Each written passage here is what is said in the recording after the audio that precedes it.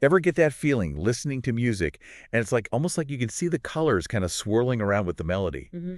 Today, we're diving into a project that takes that feeling, that whole sound and color connection, and, well, it cranks it up to 11, really. It's fascinating, isn't it? That whole intersection of art and neuroscience, right? Huh. Where you have something as subjective as synesthesia meeting, well, the precision of AI.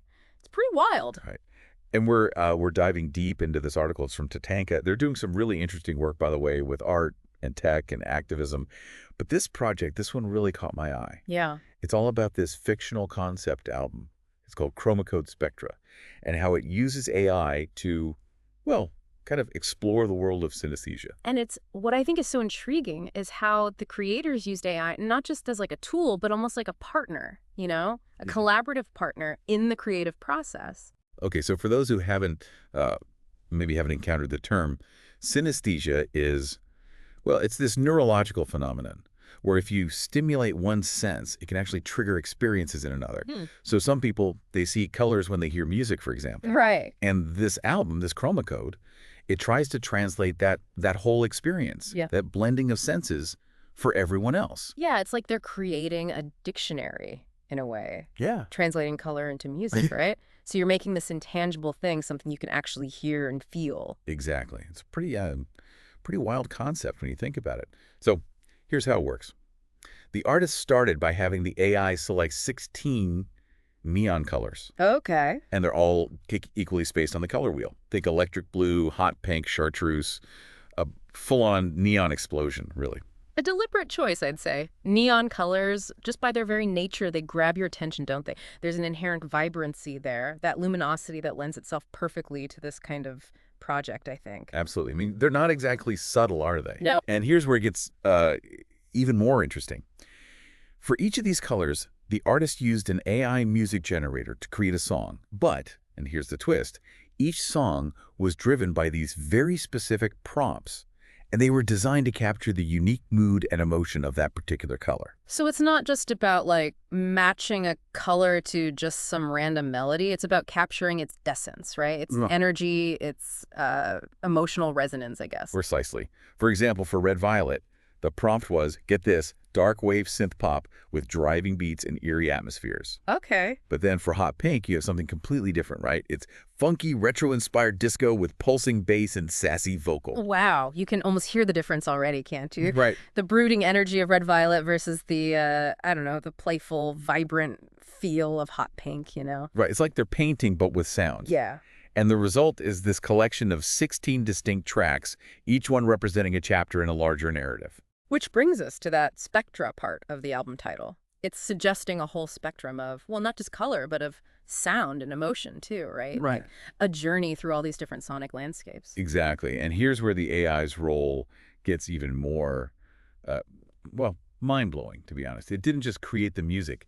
It helped shape the story itself. Oh. It analyzed the colors, the music that it generated, and then sequenced the songs in a way that created this whole narrative arc. It even generated an outline for a story based on all of that. It makes you wonder, at what point does the AI transition from being a tool to being a true collaborator? Maybe even a co-creator on its own? That's a big question. Yeah. And one that we could probably spend a whole other deep dive unpacking. But I love how this project forces us to confront these questions about, like, the nature of creativity in the age of AI. It's pushing those boundaries. It's challenging our assumptions about what it means to create art. Absolutely. But let's get back to the story itself. So the AI generates this narrative that revolves around three characters, Cylonia, Threnos, and their child, 𝗧𝗔𝗧𝗧𝗔𝗡. And what is their story? What kind of world do they even inhabit? Well, they live in this world where color has been suppressed by this tyrannical government. Really? Imagine a world drained of color. Everything's monochrome and bleak. Wow. And these characters, they're on this quest to liberate the colors and bring vibrancy back to their world. A world without color, huh? It almost sounds kind of dystopian, like something out of, I don't know, like Ray Bradbury or something. Right. It's like they took the color out of color commentary. Yeah. But you know what I find interesting is how this fictional narrative, it actually kind of reflects some real-world anxieties we have about technology. Oh, yeah. There's this fear, isn't there, that, like, as technology advances, it might I don't know, somehow like flatten our experiences, make everything all uniform and predictable. Absolutely. It's that tension, between progress and preserving the things that make us human, like creativity, emotion, even just our sensory experiences. Exactly. And in this story, the color represents, well, that vibrancy, that individuality that the characters are, fighting to reclaim. It's a powerful metaphor, really. It speaks to like the enduring power of art, how it can grapple with these complex questions, even when the art itself, well, it's being created with the help of technology, which is, interesting in and of itself. So true. But let's get back to the album. You mentioned, I think it was earlier, that the AI actually sequenced the songs to create this whole narrative arc. Yeah. What does that what does that look like in practice? Well, each chapter in the story, which is represented by a different color, right, and its corresponding song, it's like a scene in this larger narrative.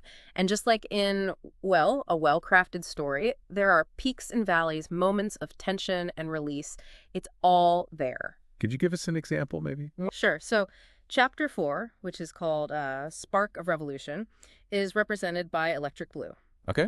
And according to the story, this is the chapter where the rebellion's leader, they unveil this plan to use this very color, electric blue, to ignite a revolution. That's fascinating. It really makes you wonder if the artist chose electric blue for a reason, because of its association with energy and change. Right. It's not just some random color choice. It's woven into the very fabric of the narrative. Exactly. And it continues like that, each chapter with its own color and corresponding event. For example, you've got chapter 8, which is represented by chartreuse. Okay. That one is titled Toxic Uprising. It takes place in a wasteland that's been poisoned by chartreuse, and it becomes this pivotal battleground for the rebellion. Wow. That's intense. I'm really struck by how the creators use color to evoke not just a mood, but like a whole setting, almost like a character, I know. And then it all culminates in this grand finale, chapter 16. It's bathed in this majestic purple. It's titled, get this, Violet Ascension. And, without giving too much away, it involves a triumphant ascent to a higher plane and the ultimate liberation of color. It sounds like quite the journey. From just some initial prompts to a fully fledged narrative, this whole project, it just has so many layers, doesn't it? And it all comes back around to the idea of synesthesia, this whole attempt to translate a sensory experience into something that, well, everyone can understand, relate to. Absolutely. And, you don't even have to be a synesthete to appreciate that connection between, like, music and color, or even other senses for that matter. I mean, we've all had those moments where a song just feels like a certain color. Absolutely. It's like how certain smells, they can evoke these vivid memories, or how a particular taste can, like, transport you back to a specific time and place. Our senses are just so interconnected. They're constantly shaping our perceptions and experiences. It's crazy. And that's what makes this project so fascinating. It's exploring that interplay between our senses, that idea that there's more to, like, experiencing the world than just what we see with our eyes or hear with our ears. Precisely. And it's doing so in a way that's, well, it's thought-provoking and incredibly creative at the same time. It really is.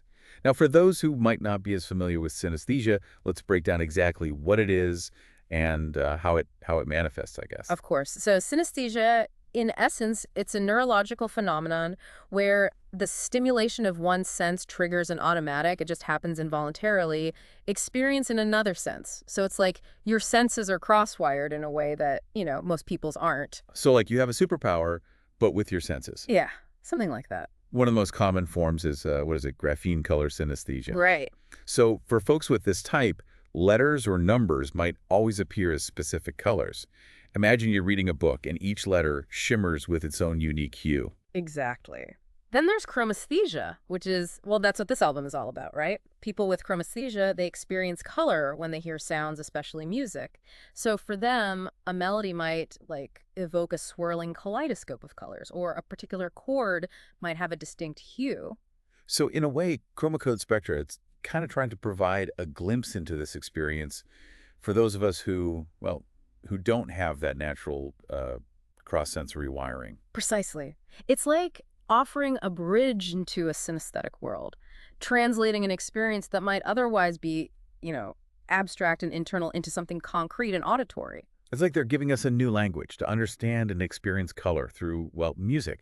And, what's fascinating that this connection, this whole art and synesthesia thing, it's not new. No, not at all. You've got composers like Duke Ellington, Olivia Macian, they're believed to have had synesthesia, and it's pretty evident, I think, in their work. They weren't just like creating music, they were painting with sound, Yeah. just like the creators of chroma Spectra. Right. It's amazing to think they might have been experiencing those colors and the emotions so vividly while they were, composing. It adds a whole new dimension to their art. But what I find interesting about chroma is its use of, well, neon colors. And why do you think that is? I don't know. It's just that neon colors have this inherent vibrancy, Ooh, and intensity. It's hard to ignore, like they're demanding your attention. yeah, absolutely. They're bold, they're electric, and they just evoke these strong emotional responses. Think about how you feel when you see a neon sign. Like, there's a sense of excitement, a buzz that's hard to replicate with other colors, I think. Exactly. And that heightened emotional resonance, I think it's crucial for a project like this that's trying to tap into something as personal and as subjective as, as synesthesia. It's like using those colors to amplify the emotional impact of the music to make it even more, immersive and visceral. Precisely. By combining those, like striking neon visuals with these carefully crafted soundscapes, chroma Spectra creates this multi-sensory experience that really pulls you in. It invites you to not just hear the music, but to feel it, to see it in your mind's eye. It's like turning up the volume on your senses. But what I find truly remarkable is how this project, even though it's, totally fictional, it opens up these bigger questions about creativity, technology, and, well, the human experience as a whole. It makes you wonder, what other kinds of sensory experiences we might be able to, translate, or at least share through art and tech in the future. Yeah, the possibilities are pretty exciting when you think about it. Like, imagine VR experiences, but they let you feel the texture of a painting, or even taste the flavors of a symphony. Or imagine, like, being able to step inside a song Mm. and experience it in 3D, surrounded by all the colors and emotions baked into the music. Exactly. It's about breaking down those barriers between our senses, right? Creating new ways of perceiving, I guess, and interacting with the world around us. And it all stems from this idea that our senses aren't, like, isolated. They're all kind of interconnected, working together to shape our understanding of, well, reality. Yeah, it's like that old saying, the whole is greater than the sum of its parts.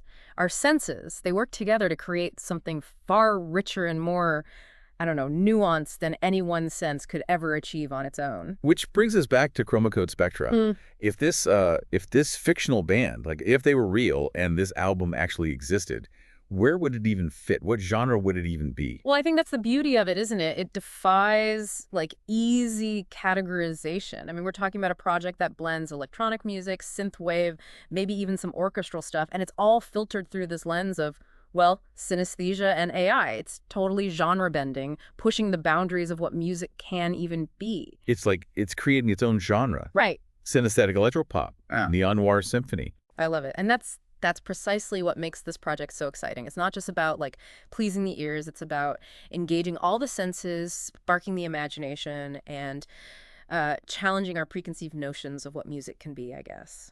It's about expanding our definition of art itself. And, that brings me to a thought I wanted to leave you with today. We've spent all this time exploring this concept of synesthesia, but even if you don't have that specific neurological condition, we all experience the world through our own unique sensory lens. Absolutely. We each have our own preferences, associations, even our own personal histories that shape how we perceive things. Exactly. So here's something to consider. If you could experience the world synesthetically, but just for a day, what would your own chroma even sound like? What colors would you associate with, like your favorite song? What would your happiest memory? What would it taste like? What a fascinating thing to consider. It's like you're taking inventory of your own sensory landscape. You're exploring the interplay between all your senses and how they influence your perception of the world. Precisely. It's about, tapping into that inherent creativity that we all have and recognizing that even the most seemingly ordinary experiences, they can be extraordinary when you view them through a different lens. So until next time, keep those synesthetic senses tingling. And remember, there's a whole world of sound and color out there just waiting to be explored.